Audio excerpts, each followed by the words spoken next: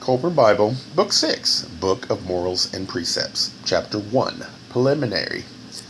MPR 1:1.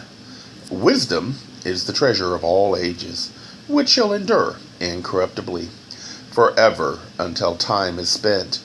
Therefore, let the tumult of life be stilled, and in reverence and silence receive these instructions from ancient times. MPR 1:2. Behold the teachings concerning life and the testimonies, which are a true guide through the portals at the great halls of eternity. Here is a code of behavior and manner of living prescribed by the noble ones. The story of life with a revelation of the secrets and mysteries of the unseen kingdoms and earth. The meaning and purpose which govern all things. MPR 1:3. Herein are the guiding lights of thought, which will enable a man to follow a straight course on the great sea of life, and to steer away from evil. Followed faithfully, they will bring him to a safe harbor. MPR 1:4.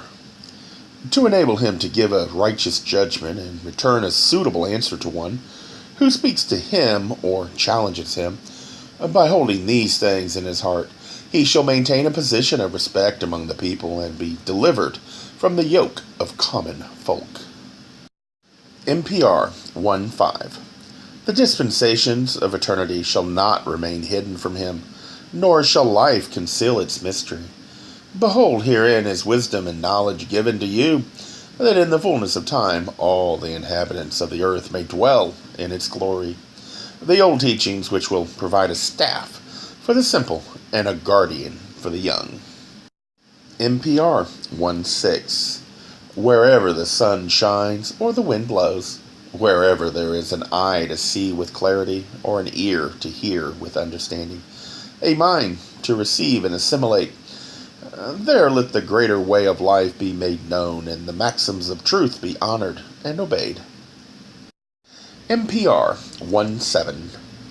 Written for the elect by the Master of Mysteries, once overseer of harvest and recorder of taxes, guardians of tombs and upholder of royal decrees, beloved of the high gods and the gods, keeper of the secrets of the highest God, lesser lord of jubilees and grand scribe of the sacred writings, one born into the house of a false god, whom he rejected, distributor of barley seed and master of the great sanctuary, chief of seers and guardian of the great mysteries, watcher at the sacred shrine and defender of the lakeland and the gates, inspector of the courtyard of the sacred being, guardian of the hidden records and servant of the secret temple, messenger of the true God, third begotten son of an enlightened father, a magistrate of a goodly city, son of a gentle lady, sistrum, bearer and mistress of the songstresses, in the temple of the twofold God, now one whose name is obliterated by unchallengeable decree, but once a man of good standing in this country, whose estate remains to this day. MPR 1:8. My children, listen to the voice of instruction, and incline a willing ear towards the speech of wisdom. Thus shall the words which issue from your mouth be established before men, and your commands be obeyed as the statutes. Let not your mind be diverted, nor your attention be distracted. Set them in your heart as a royal impression. Inscribe them there as though struck on marble. MPR 1:9. To cast aside the words of experience which guided the ancients is foolhardy, and an invitation to calamity.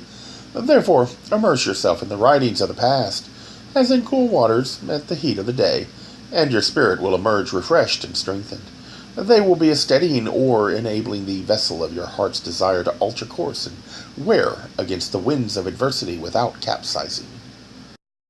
MPR 1:10. When your opponent sends a gale of words, beating against your defenses, they will break it as a shield shatters the sword, and will arm your tongue for the counter-assault. Live your life according to these instructions, and you will be well fortified in the season of adversity's trial. MPR 1:11. To you, my children, I give this, the treasure of the past, the accumulated wisdom of man. There has been a careful selection of words and gathering of sayings, a winnowing of works of wisdom, and a careful choice made from the hidden writings, all recorded with much searching of the heart, while seeking the great God's inspiration. There is nothing added to that which was no unknown utterance or unfamiliar saying, nothing which has not been on the tongue and in the hearts of our forefathers. What was recorded in their days has been rewritten, for truth and wisdom are a mooring line from the first man to the last, from generation to generation until the end. Would that I could grasp something from the unknown to hand on to you, but I am only the guiding channel leading the refreshing waters of wisdom from the great reservoir of truth towards the parched lands of the uninstructed.